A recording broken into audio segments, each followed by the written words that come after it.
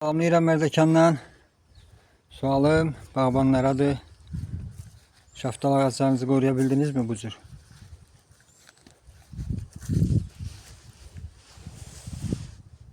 Benzir şaftaldı. Bu benzir şaftaldı. Gördüğünüz gibi meyveler üstünde. Yapraklar sağlam.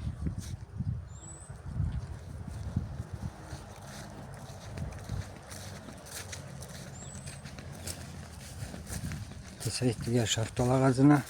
Bu nektarindi. Koruyabildiniz mi? Burada öyle korundu. Ama bunlar burada vurulmuyor. Bunlar hiç vaxt burada vurulmuyor bu bağda.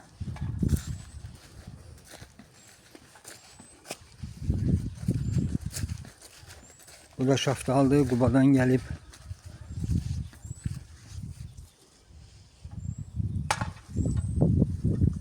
Bu cür müdafiəni təmin edə bildiniz.